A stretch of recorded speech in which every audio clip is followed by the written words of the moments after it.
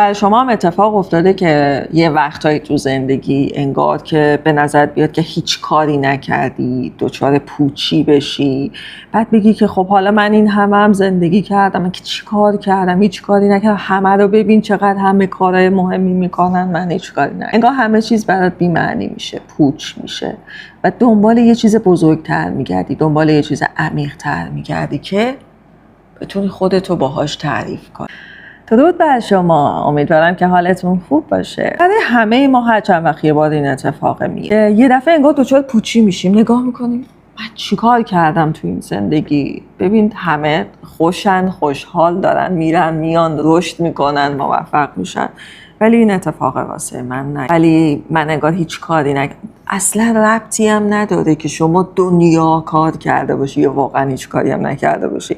در هر صورت دچار این حالت میشی. چرا دچار این حالت میشیم؟ به خاطر اینکه دیگه بخش آگاه ما نمیتونه بار زندگی رو به تنهایی تحمل بکنه. دیگه نمیتونه زندگی ما رو تنهایی هدایت بکنه و روانمون نیاز به بخش عمیق‌تر و بزرگتری داره. بنابراین میاد چی کار میکنه؟ یعنی اینکه فرد به یه نقطه‌ای رسیده که انگار باید نگاهش رو از بیرون بیاره درون خودش و خیلی‌ها توی این حالت دچار افسردگی میشن. که پوچیه دیگه. پوچی چی میاره؟ پوچی افسردگی میاره.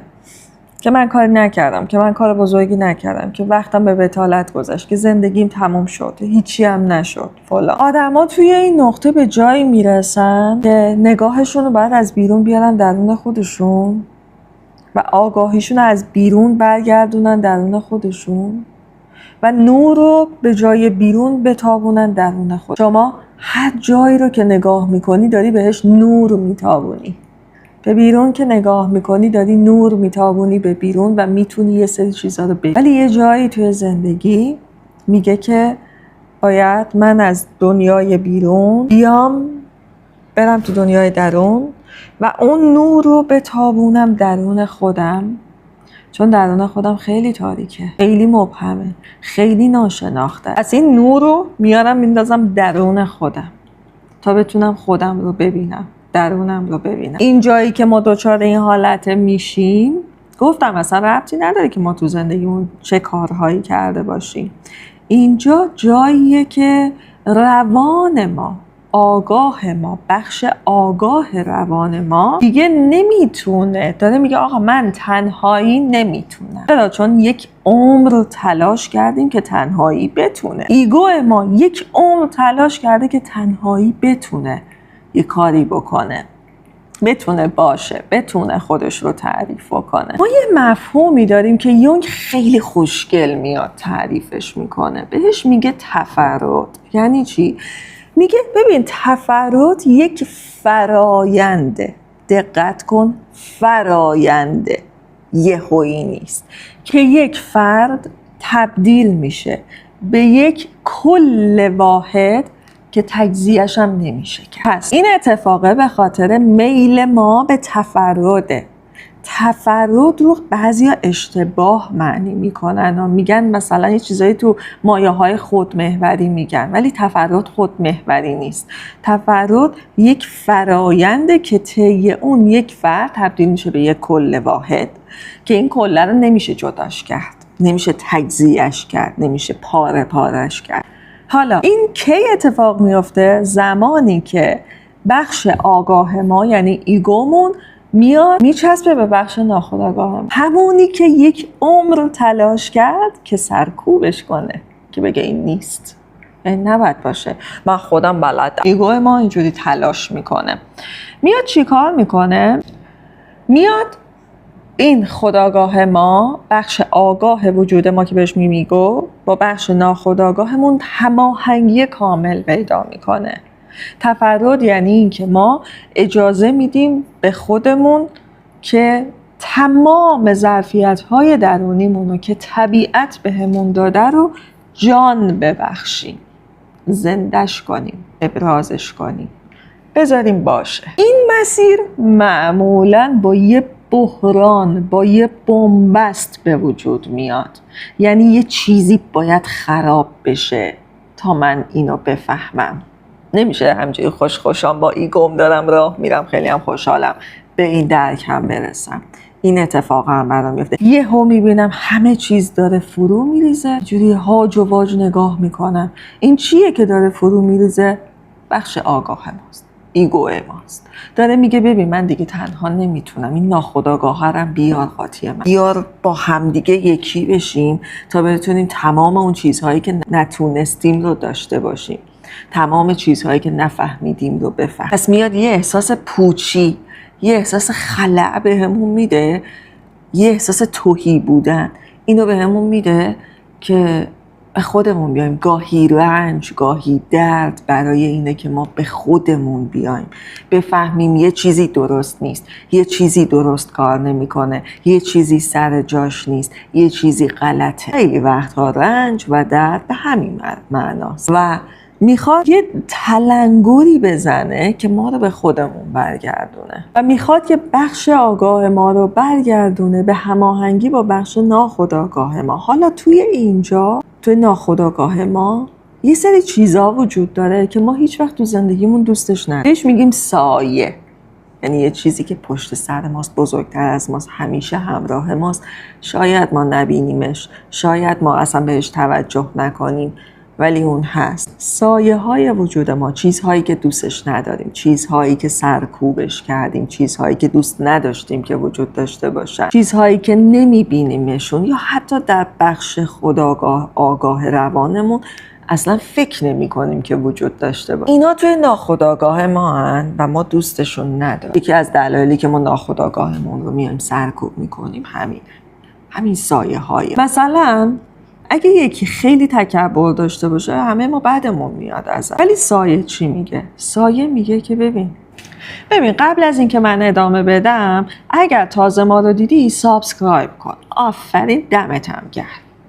بعد ما میایم این سایه هایی که درونمون هست رو فرافکنی میکنیم، پرت میکنیم بیرون از خودمون. مثلا یه آدمی تکبر داره و ما خیلی بدمون میاد ازش، خیلی قضاوتش هم میکنیم، چه حالا با دهنمون، با صدای بلند، چه تو ذهنمون، چه تو احساسمون قضاوتش میکنیم. شاید ازش فاصله بگیریم، شاید شروع کنیم به مقابله کردن باهاش. ولی حقیقت داستان چیه؟ حقیقت داستان اینه که اون تکبری که تو سایه خودم هست رو با تکبر تمام دارم پرتش میکنم اونور. تو نباش، تو برو، تو بد. نمیخوام بپذیرمش، نمیخوام به رسمیت بشناسمش، بگم که آره اینم وجود داره. چیز خوشایندی نیست دیگه و همه ما خیلی دوست داریم آدمای خوبی باشیم، آدمای کاملی باشیم، آدمای نایسی باشیم، آدمای مهربونی باشیم. یه سری چیزها رو اومدیم شاخص خوب کردیم برای خودمون و میگیم که من باید اینا باشم. اگر اینا هم نیستم باید باشم. این باید باشم میشه سرکوب.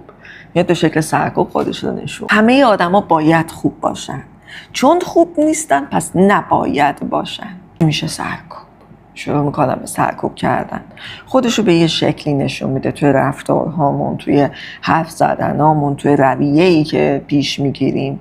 بالاخره همه ماها سرکوبگر هست. حالا بعضیا فکر میکنن که سایه فقط بدی ماست، یعنی سایه فقط چیزای بدیه که ما دوست نداریم و ردشون میکنیم. ولی سایه خلاقیت‌های ما و غریزه ما هم هست. ما خلاقیتمون هم سرکوب میکنیم، ما خوبیامون هم سرکوب میکنیم. ما حتی سایه رو هم میخوایم سرکوب کنیم. نه من سایه ندارم، سایه من اونقدر مال بزرگ نیست، سایه همون هم میخوایم سرکوب کنیم. ولی مسئله اینه که ما بدون سایه اصلا نمیتونیم به کمال برسیم. باید از میان سایه رد بشیم، ببینیمش، رسمیت بشناسیم خودمون رو تا بتونیم رشد بکنیم. اینجاست که وقتی که ما مثلا میایم توی بحث پاکسازی‌های مختلف، توی بحث درمان‌های آکاشیک، توی بحث حتی برخی از درمان‌های روانشناسی، یه جایی انگار پرده برداشته میشه، همه چیز میریزه بیرون، میگیم وای من حالم بد شده، دارم میمیرم. چرا حال من بد شده؟ نباید حالم بد میشد، بعد خیلی هم خوب میشد چون دارم فلان کار رو انجام میدم. بهش میگیم بیرون ریزی. یعنی چی؟ یعنی این پرده برداشته میشه، تمام من بیرون میریزه و بعد من میبینم که چیزایی درونم بودا، تا اینا بیرون نریزه من خوب نمیشم. اینا سایه های منه، اینا رو من باید ببینمشون، باهاشون یکی بشم، باهاشون یگانه بشم و خوب شم. پس ما تو مرحله اول باید بیایم سایه‌مون رو بشناسیم. حالا یه سری هم تضادهایی درونمون هستش که ما اونها رو نمیشناسیم.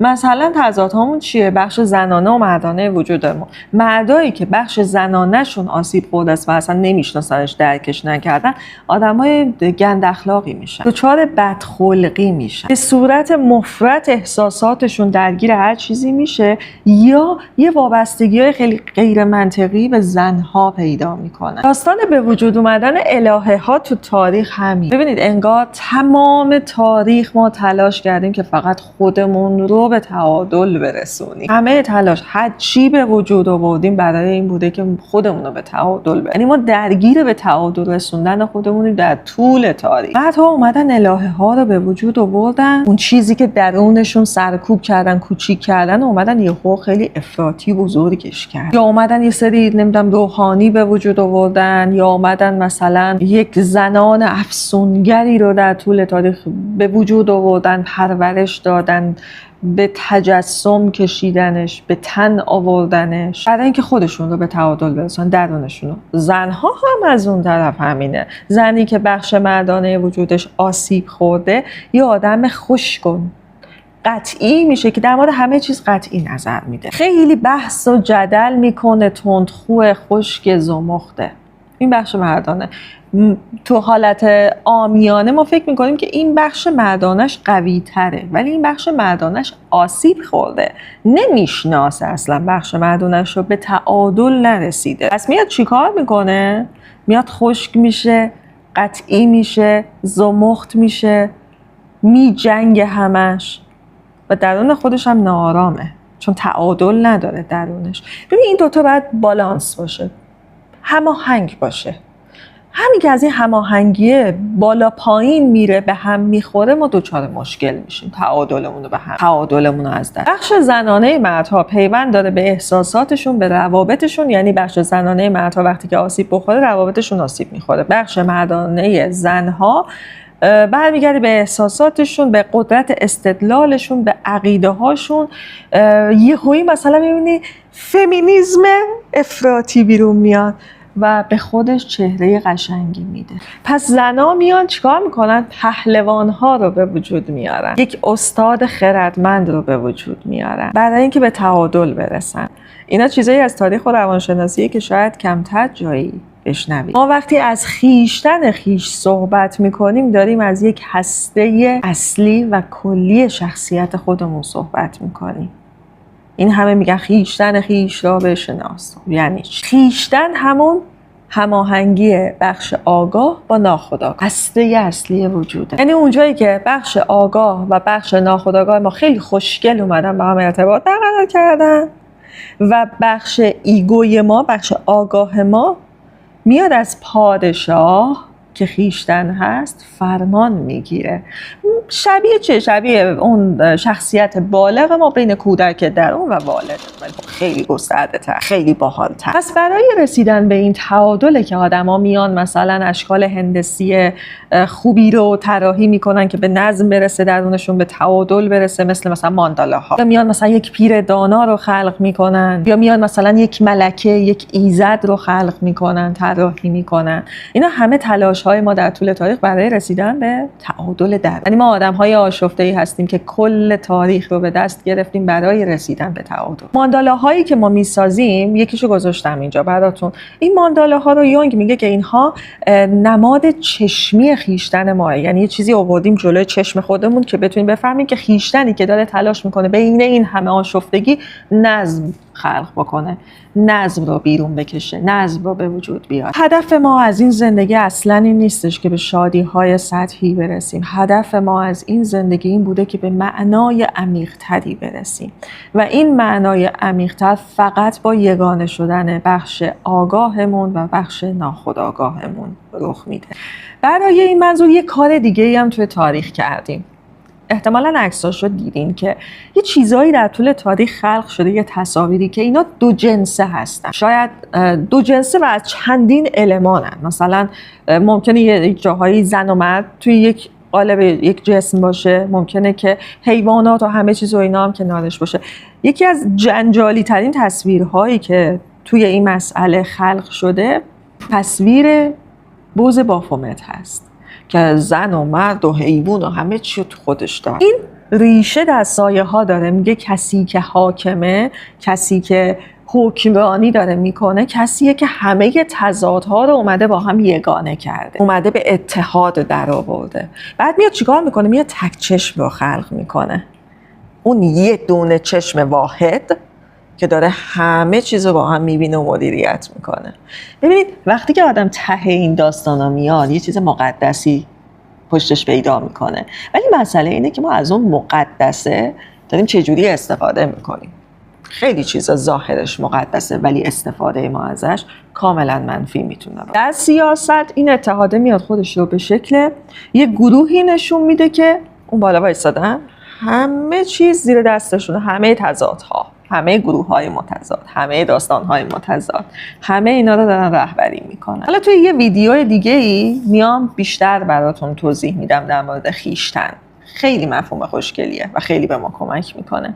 تلاش کردم توی این ویدیومون بیام هم یک روند تاریخی رو بهتون بگم و هم یک روند روانشناسی رو بهتون بگم و هم بهتون بگم که مثلا این چیزی مثل بیرون ریزی در درمانها یعنی چیه اصلا، ذاتش چیه، برای چی به وجود میاد. درمان ما در یکی شدن بخش آگاه و ناخودآگاهمون، در بیرون ریختن سایه هامون، در پذیرفتن اونهاست. حالا انقدر این مسئله مهمه که کل تاریخ ما رو به بازی گرفته. کل تاریخ ما داریم فقط تلاش میکنیم که به تعادل برسیم. همه چیزم تو تاریخ به وجود آوردیم که متعادل بکنیم درون خودمون. حالا این یک جایی بحث فرده، مثل من، مثل تو، مثل اون یکی. یه جایی بحث یک فرد بزرگتره به نام جمع. ناخودآگاهی فردی، ناخودآگاهی جمع. حتی به نظر من خودآگاهی هم فردی و جمعی داره.